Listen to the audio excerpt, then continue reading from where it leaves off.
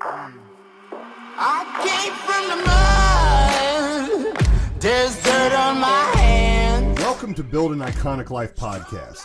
I'm your host, Chris Whitehead, and this podcast is dedicated to help you build a life with zero regrets by focusing on how you have everything you need to stand up, stand out, and live life on your terms. Let's dive right in. Hey everybody, Chris Whitehead here. We are going to be displaying this particular podcast in 2024. And one of our first guests is someone that I was on his podcast and we hit it off really well. Braxton Wood is the owner of two companies. One of those is HitMoxie Inbound Business Systems, and we'll ask you about that. The other one is a personal development / business consulting company, which was really, really interesting to hear about. So we'll talk more about that. But before that happens, give everybody a little bit of your credentials. Like, you've worked with some pretty high level people, man. Yeah, I would say so. So between my two companies, I'm a former employee of a pretty big tech company. And then since then, I've had clients that are, vice presidents at Reddit and Coinbase. I have a client that was a correspondent for NBC News, the primetime cable network. I have a client right now that is the ethics and compliance director for a top 4 accounting firm rather. And yeah, it's just I love helping people find whatever it is they want to do and do it on their own terms. And so that's why I've been able to kind of surround these kind of people around me. Well, dive into that. Like, there are a lot of people that go, man, I'd love to rub elbows with highly successful people. And there's a right way to do it and there's a wrong way to do it. Mm-hmm. You want to give a few tips on maybe some of the right ways to do it, or maybe viewing some of the wrong ways to do it, how they might be able to do it better? Yeah, I think overall the biggest thing is value, right? But like, you got to bring the value and got to make, if you're going to network with someone, if you're going to rub shoulders with people of that caliber, then you got to bring something to the table. I think, in the world we live in, it's a capitalist world. And I don't think there's anything wrong with that, but that's just the reality. But I think also, like, I never viewed myself as a serious networker. I'm pretty introverted. I always have been. And so the thought of me, but I also had a naive view of what networking is, I think. And so, like, to me, it was always showing up, paying to go to these events and handing out business cards. Like, that was my initial early on naive view of networking. And really, it's just about, like I said, providing value and finding people to surround yourself with that elevate you, but you're also able to reciprocate that value somehow. I think that's the way you go about it. How did you trip into doing that? I think for me, with my background, I have a crazy background a little bit that shock people sometimes, but have no formal education at all. I'm a product of homeschooling. So I haven't set foot in a classroom since I was 11 years old. I homeschooled all through junior high and high school. And then coming out of that, since I didn't know what it was that I wanted to do for a living, 18, 19, 20, I didn't think it was a good use of time to go to college like so many of us do, right? Like, go to school so you can get a good job, get all your preliminaries out of the way, right? That's the kind of stuff we hear when we're that age. I didn't see any alignment with that, and I wasn't going to make such a big, like, life-altering commitment until I was positive about what I wanted to do. So if you fast forward a few years, I've gotten married, I've had a few kids, and I finally figured out what it was I want to do for a living, which was marketing. And so me looking at, I'm taking all these courses, like, I'm reading books, and I'm like, if I can learn marketing this way, if there's a market for people to write books about marketing, if there's a market where I can go on a site like udemy.com or something like that and learn marketing, then what the hell do I need college for to do that? And so I kind of did a little bit of a scientific experiment in my early 20s where I just learned marketing, I put it into practice, and then I slapped that stuff on my resume. And that, in a nutshell, is what got me into that tech company, 600-person tech company that required a bachelor's degree, but here I am without even a high school diploma. So that is the inspiration about, like, if you bet on yourself, you tend to go farther. You tend to learn things along the way versus waiting for permission from someone else to give you a chance. So that's how. Do you think a lot of people just aren't willing to break the mold? If they read and it says 4-year degree required, they immediately just close up and go find something that maybe they have to lower the ceiling for to enjoy. Do you see it? Yeah, it's terrifying to people, right? The fear of the unknown is a very real thing, and I think that's what prevents so many of us from just taking even a first step to test the waters. Uh, and yeah, and this is something I love sharing with my career clients is like when it comes to job listings where you see that requirement and maybe you're not quite aligned with it, or maybe you don't meet check that box. If that's the only requirement, people have to remember that when employers post a job listing, that is for their ideal candidate. So if you check all the other boxes and if you're otherwise a 90% match for the job, then you're still heads above all the other candidates that are applying to that job, even if those candidates do have a degree. What kind of results have you gotten for some of your clients? It's depends on kind of who they are because we have clients that come to us for different things. And so some of my executive clients come to me because they want to escape corporate life into entrepreneurship or become a consultant or something like that. But for my more career focused clients, on average, they experience a 30% increase in their income. So one job change, that's what they experience. I worked from home for the last 5 years of my career before starting my businesses. So I also help for those that want remote work. I help them find the blueprint and craft this path for themselves where they can find that. And then also, it's just all the other little things like being able to negotiate for themselves, whatever they want to do, more PTO, more hybrid opportunities, whatever that is for them. I'm all about getting them and helping them reveal the path to get to it. Really, I guess getting into the tech company, which led you to really your first entrepreneurial venture, which is opening up the SaaS company. Like, talk about that a little bit about what you do in that business for people. yeah, and that was really the thing that kickstarted my interest in that business was my experience at the tech company made me realize, okay, this is kind of my first made it moment. I do know what I'm doing, right? Because before that, I kind of did work in a vacuum, like siloed by myself, working from home and things like that. So a lot of times I didn't know really the impact I was making. And so I got that experience, I got that barometer to kind of measure myself against. And then I launched the tech or my own consulting company around software uh, to just continue what I was already doing for other businesses, but doing it for myself this time around. And so in terms of what we do for in that business for our clients, the best way I can describe it, and we say this kind of funny, so many people ask me if I'm in IT, and I say no, but I understand why you would think that.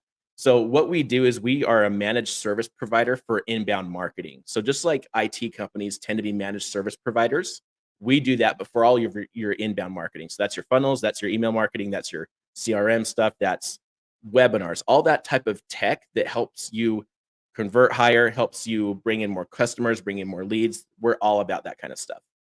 Give an example of some of the things that you do to enhance that experience.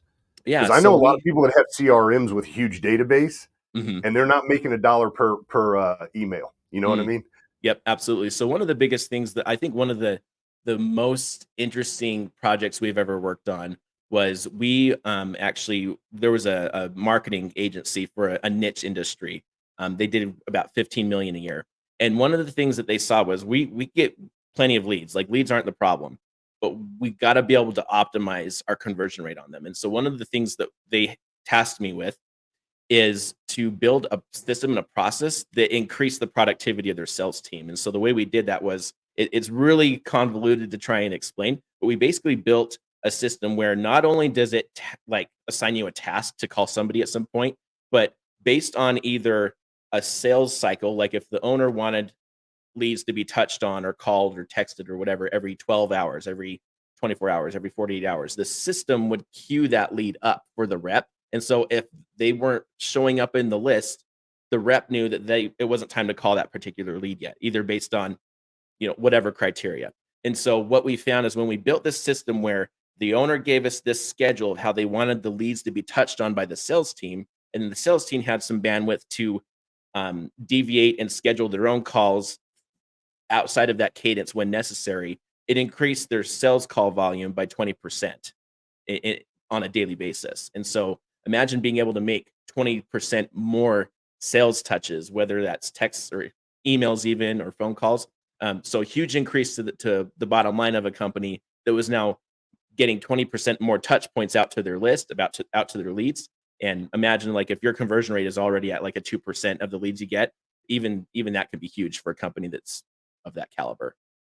Yeah, and I mean, basically, you gave them 5 days worth of work, but 6 days worth of productivity. Exactly. Um, Pretty freaking incredible, and Mhm. that I guess that allows you to start dialing in some of the other metrics too, which is maybe increasing closing ratio and Mhm. why some now that we're talking to them more frequently, but they're not responding as good. Maybe the copy's not good on this, or maybe they want to see videos, or what is the subject matter. So you can start to really, really get granular on that stuff to really Mhm. dial it in. That's pretty Yeah. awesome, man. Yeah. Yeah. It's fun. How long have you been doing that? That business has been around for I don't get asked this enough. 8 years now. 8 years. Yeah. And when you first began, were you always going in the direction of helping with marketing and helping with inbound leads, or is this a niche that you found because you just happen to be good at it? Yeah, so I always had a passion for marketing as soon as I realized it, and so when I went to work at the software company, what I realized is my nerd out moments is around the tech side of things, all the operational things, all that side of marketing, the technical marketing. And so that's the groove I found myself in working at the tech company. I ended up advising all of the company's customers that were coming in. I was part of my role there was as an onboarding specialist. And so I would help onboard people at the company onto the software. And then I nerded out on it so much that I was asked to go into a different department where I did the same thing, but onboarded the company's partners, their affiliates, and things like that. So when I decided to leave the company, it was basically just doing more of the same for a couple other companies. And then I realized I'm too good at this and I enjoy this too much to be doing it for someone else. So let's start a business doing this. And so it was basically just more of the same. I just started a consulting company and I basically freelanced early on doing the same thing. And it was all around that inbound marketing piece. So a lot of companies would initially hire me to manage their CRM, to manage and implement their email marketing campaigns, to build out sales pages, opt-in forms, all that kind of stuff is where it started, and then it's grown now to where we provide a more holistic, comprehensive service that includes a CRM as well. So they come to us, hey, we need a CRM. Great, let us be your support. Let us be an extension of your team, where we will also build all this stuff for you. Now, where are you located? Eastern Idaho. Eastern Idaho. Mhm. How much snow do you have right now?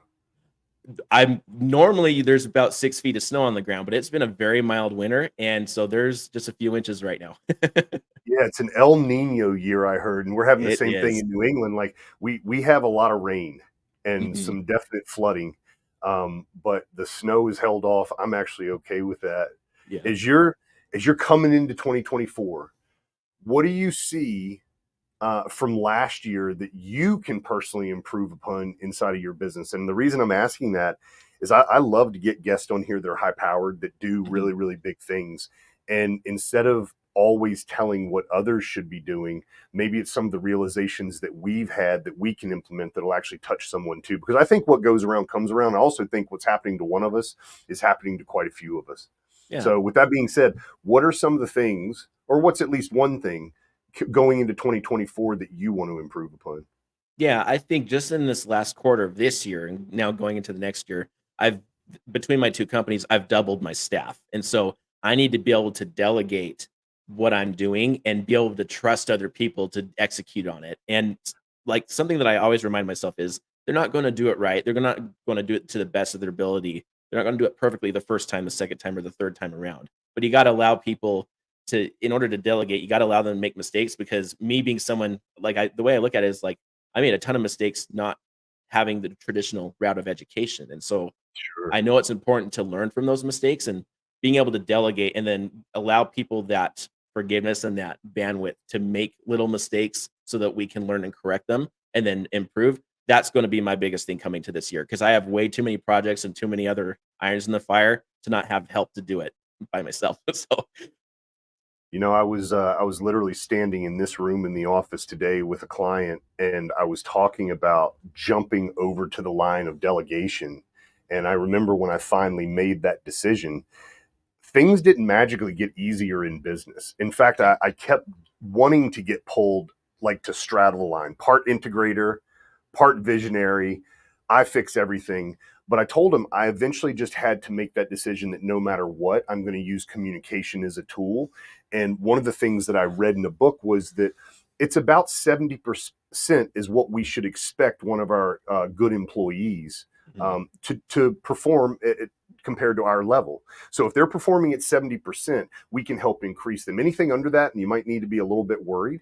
And then the other thing that I read is the cost of hiring an A player versus the output that is put off by an A player more than doubles. So if you spend 20% more on an A player to have them on your team, they'll more than double the output of a B player. So it's like these two things in conjunction. Number one, maybe I can afford better help. And number two, maybe I can lower my personal expectations a little bit more and learn about SOPs and learn how to help them be the best at what they do. And the cool thing about that, with your being your thing, that's actually what you help your clients do. You help them get really centered on who they are. You help them get focused on what their purpose is, and you allow them to do it outside of the box, which is one of the most beautiful things on earth. Because as humans, I know that, including me and probably you as well, like I love to be ambitiously lazy, which means I love to set everything up, do it, not think about it, and then go on autopilot for a while. Well, that's not very good for outside of the box thinking. Yeah. And I think it's a beautiful thing that as you're scaling and growing, what I hear you saying is that I am going to define myself as the leader of a company, not so much as the doer of that company. And dude, that's really, really hard for amazing integrators like you to do. I know it is. So I appreciate you willing to share that. Yeah, Now, absolutely. with some of the things that you're seeing in the marketplace with AI, with advanced technology moving in, what are some of the things that you predict for 2024 coming down the pipe that people should look out for? Oh man, given how fast AI has moved this year, I don't know if I can give any good predictions at all. But like if I'm looking just at some ways that we're using AI and seeing the potential of it, one of the things we've done is we've leveraged a third-party tool that's an AI voice synthesizer. So now I'm sending out appointment reminders to people that are booking assessments with us, booking sales calls with us, and they're getting a voice reminder. It's not an email, it's not just a text, it's an actual voice recording that has synthesized my voice, but it's addressing these people by name. So imagine being Wow. able to personalize outreach, personalize your marketing doing that. And so that's something that we've built internally for ourselves, and our clients use it as well. We're seeing no-show rates to things like sales calls drop to almost zero. And so thinking of the bottom line again, think of like conversion rates. Imagine what having no-show appointments would make for your salespeople, and like how happy they would be if you're doing that. So that's one thing that we've just seen an opportunity from this year and have implemented. But I mean, at the rate things are going, being able to create content using AI and like almost to the extent that, if I had a video editor or something like that, like I could potentially completely offload whatever I'm delegating to a video editor and maybe have AI do it. And so the person I hire for that is a video engineer, where they're engineering the video with AI. So those are some things that I've seen that I think that's the direction it's going. But man, it's the wild, wild west, I think, right now with AI, and it's really hard to tell. Oh my goodness. It's so I got an offer. I don't know if it was email or text or whatever, and I checked it out because it was about AI. And literally it takes a photo of your face from multiple Mhm. angles. So if you have your iPhone, it does the same thing for face recognition. And then they do voice dub overs with Mhm. lips moving, and it's your face while you use the AI with a few keywords to create the entire presentation or video. Mhm. And it was as low as $49. Like it was a cheap program to Yeah. purchase. And I truly believe that we're at the very, very beginning of this. I think most people are aware that when things get put out to the public, it's already been used in a different sector for Mhm. 20, 25 years, and they've gotten the best out of it. And I'm not saying that we're there with AI, but I literally think that we haven't thought of all the ways that it'll be able to be used. Yep. One of the books that I read, literally, the name of the book is Elon Musk. Oh yeah. Highly recommend. Have you read it? Is it by Walter Isaacson? Yes. Yeah. Yep. Um, what a phenomenal book, man. Mhm. What a phenomenal book. You and I both have had experience playing around with super high level people. Mhm. And what's weird and what's cool about the book, he's very human. He's very, very, very human. And what has given him genius zones in some area have really taken away from other areas of life. I want to ask you, what do you think about balance, harmony, pillars? Like, do you see being successful in one area like that and the wealthiest man on earth would you give up personal relationships for that? Where Mm. is your balance sheet on those pillars? And do you have pillars, by the way? I guess I should ask that first. Yeah, I would say so. Yeah. If I think about that, like the way I view so many things in the world, both in personal and professional life, is there's an opportunity cost with everything. And so if I think about it through that lens of like, do I want to be the richest, wealthiest person in the world? I don't think I do, because the way I have to act and behave in order to attain that kind of status is not something I'm interested in. So the wealthiest and richest, no. Do I want to make a good living for myself? Yes. Do I want to be seen even perhaps as an authority in my space? Absolutely. Um, but in terms of like, what am I willing to sacrifice? Personal relationships, not so much. I think there's a gray area with so many things, and I think if my wife would never, if I use the example of my wife, she would never want to discourage me from doing something. But if it came to that, like if there's something that I was really ambitious about that she was not on board with, then there's serious conversation to be had there. Because yeah, in my pursuit of whatever it is I'm doing, I don't want to be held back. But yeah, so I think that's where my line is. I don't know if that makes sense or not, but Yeah, it makes a lot of sense. It's of course I want to have what I want, and more importantly, what I need. But I'm not willing to sacrifice every other aspect of life in order to get that. So you're not singularly focused. yeah. Um, with a lot of the clients you've had in the last couple of years, especially post COVID, Mhm. what are you seeing a trend of what people are saying they want? Like if you were to amalgamate it all and say, here's the mean, like this is what people in general are asking for right now. I see what's coming. It's interesting. A lot of the clients I work with, a lot of people I encounter, like from a business perspective, a lot of people think this is going to be a very nerdy kind of answer, but a lot of people think that the solution to their problems in their business, from like increasing their revenue, is a lead generation problem.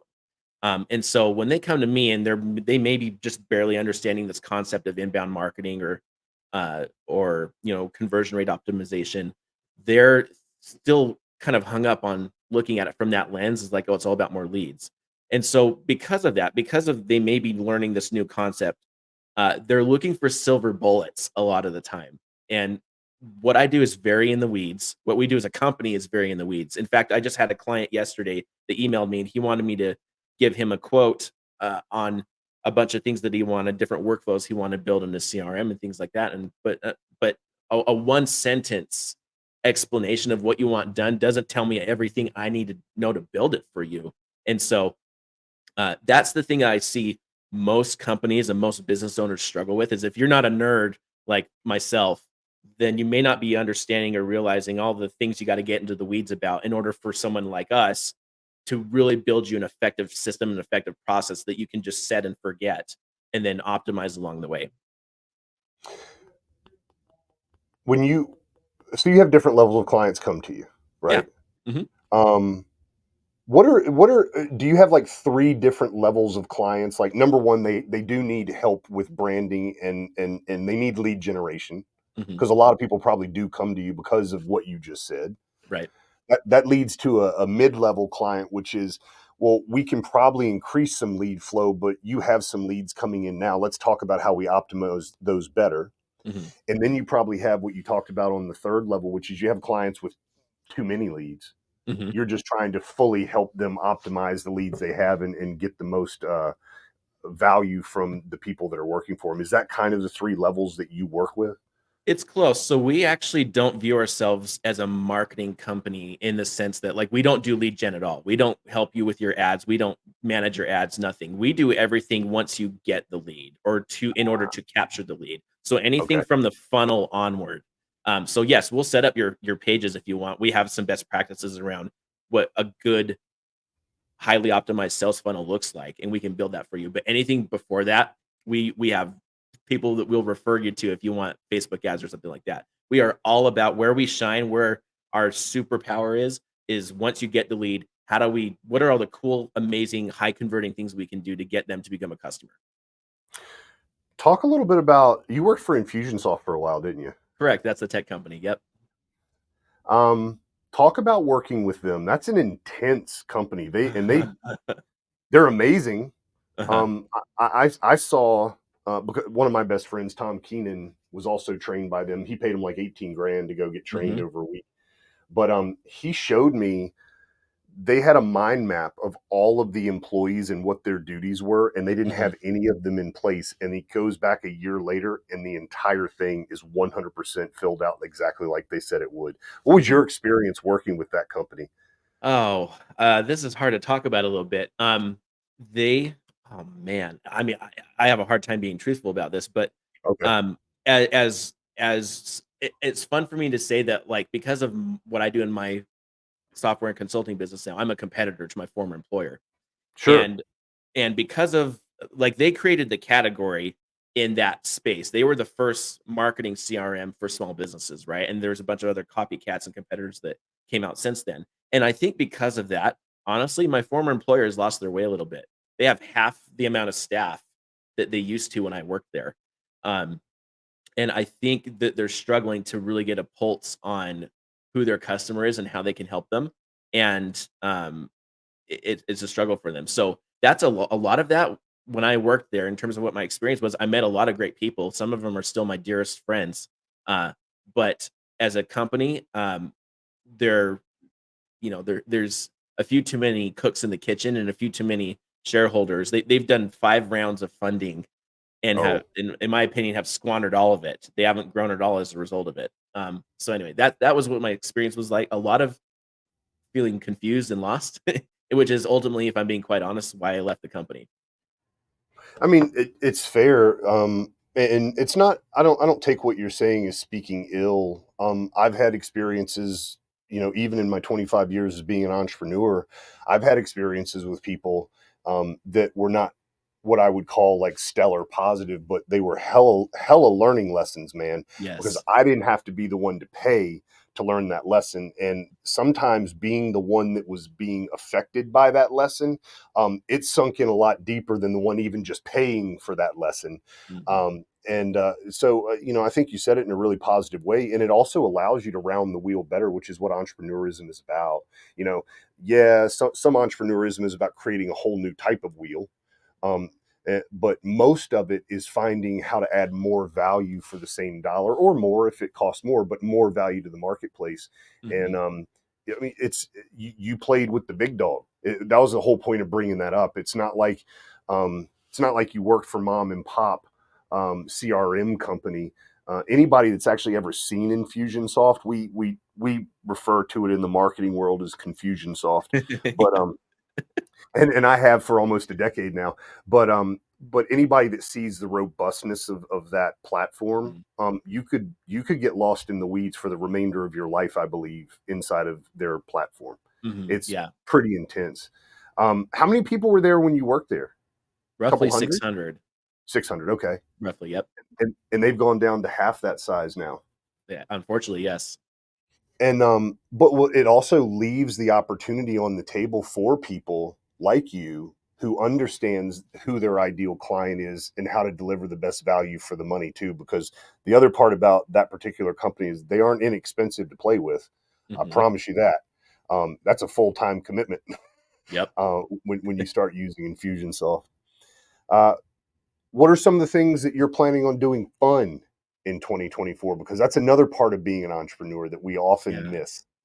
Yeah, it's tough because, like, my hobbies are very much everything that I've been talking about this whole time. Like, I very often will sit down and at home after I've come home from the office and we've had dinner and I've had family time with my family, and I have this habit of opening up the computer and be like, "How can I make this, funnel or this workflow better?" And so, like, I do this stuff not because it's just to make a living, but because I love it. But, when I when I'm not still obsessing over work, even as much as I love it, what a lot of things. So it's one thing that a lot of people don't know about me is that I'm an amateur ballroom dancer. And so Cool. that yeah, and so that's something I enjoy. I don't do it often, too busy, but, yeah, so in terms of, like, 2024, probably time I took my wife out dancing at least once or twice, I think. But yeah, we this year, just the year we committed to, like, "Okay, Braxton's not just gonna work all the time. We're gonna actually go on a few family trips," and which we did do this year. We intend to continue doing that. So I have family that have kind of, dispersed all over the country. I intend to go to more like conferences than I ever have before. I'm also because of my career coaching business, I'm also a part-time influencer. I'm very blessed to be doing that. And so I've had partnerships with a number of big name companies, like some of the oldest internet companies on the planet. And so also leaning into that and being able to collaborate with other creators, other influencers, and other businesses is something I'm looking forward to in the coming year also. That sounds like a lot of fun, man. And that's something that you can fly around with family and do. I know because I've done it.